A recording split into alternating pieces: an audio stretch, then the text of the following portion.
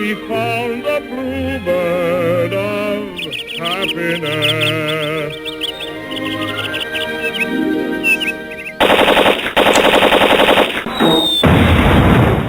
Hello, and welcome to I Hate Myself and Want to Die, the show that celebrates teenage angst in its golden, pus-filled glory.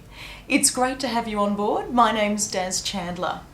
My guest today is British comedian Mr. Daniel Kitson, who joined me for this chat a little earlier in the year when he was in Sydney for his show, The Impotent Fury of the Privileged. Here's what happened when we chatted about his pimple-picking experiences. Hello. Oh, hello, and thank you for being my guest. I didn't know it was about teenage angst. Oh, well, that's okay, because I like to spring things on people at the last minute. That's fine. So, where did you grow up? So I had a look on Wikipedia. Did you? Yeah, I tried to sort of, get a bit of background on you. And what did Wikipedia say? It said some really weird-sounding place that I'd never heard of before. Yeah. I grew up in a village called Denby Dale. That's the one. Was that the one? Yeah. Yeah. Yeah, that's where I grew up. It's a little village in between Barnsley and Huddersfield and Wakefield. Have you heard of any of those places? No. No, they're all fairly small provincial towns, really. Leeds, have you heard of Leeds or Sheffield? I've heard of Leeds, and I've heard of Sheffield. Yeah, well, sort of between Leeds and Sheffield lurk Barnsley, Wakefield and Huddersfield, and betwixt those three lies the jewel that is Denby Dale. And it is a jewel, is it? It genuinely is a lovely, lovely place, and it's very green and very quiet, and it's a great place. One of the really cool things that strikes me about English villages is that you can, or I've been told, you might tell me this is a crock of shit, but I've been told that if you cross a bridge from one village to the next, for instance, often the accent changes slightly. Wow. I don't know how true that is. I think that is, in your words, a crock of shit. I can't think of many bridges that link villages either. It seems like the person you were talking to might have been talking about Middle Earth because there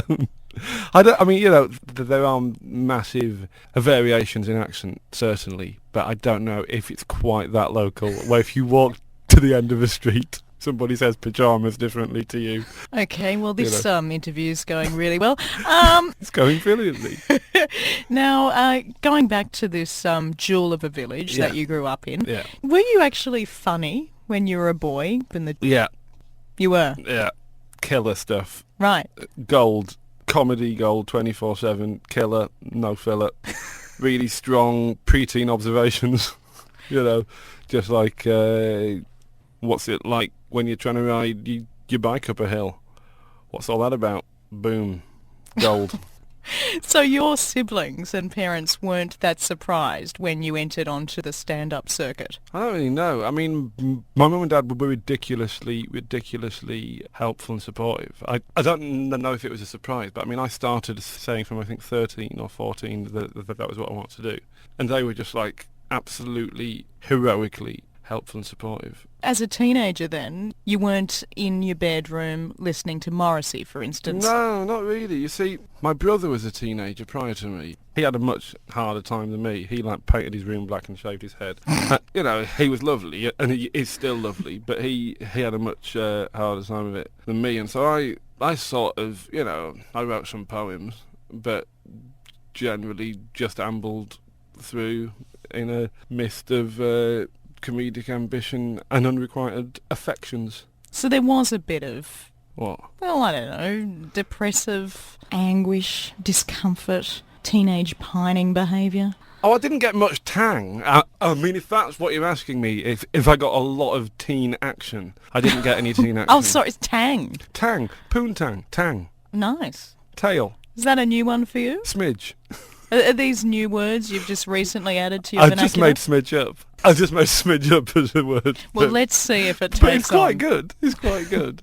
Didn't get much smidge. I didn't get much smidge. It's good. It's good. Rolls off the tongue. Yeah. When you were disappointed about not getting much smidge action, tang, whatever you want to call it, Mr. Daniel Kitson, was there any music you'd turn to for solace? There's a band called Smashing Pumpkins. I'm sure you're aware of them. Billy Corgan. His band. You see, I didn't really get into music until I had until I had enough of a disposable income to be able to go, oh, I like that cover. I'll buy that. And I've made my favourite musical discoveries really from just going, oh, well, they've clearly put a lot of thought and time into this cover, and I like that cover a lot. That's so it sounds like a very superficial and facile way of engaging with art, but I would recommend judging books by their covers. As a teenager, Smashing Pumpkins, right? Well, what happened with them was Jane Bullivant, who was a girl that I was trying to woo through cleverly recording observational stand-up comedy about unrequited love onto a C60 tape in my bedroom, take it round to her house. She lived in the same village. I'd give her the tape and say, listen to my new stuff. And then I'd sit in the room and watch her listen to me basically go, you know what it's like when you really fancy a girl called Jane? It was an awkward time. But she really liked the Smashing Pumpkins. And on the album Gish, I think it is, there's a song called Rhinoceros.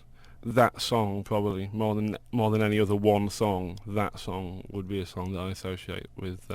those years. Yeah. Daniel Kitson, it's been a delight having you on the show. Thanks very much for having me, young lady.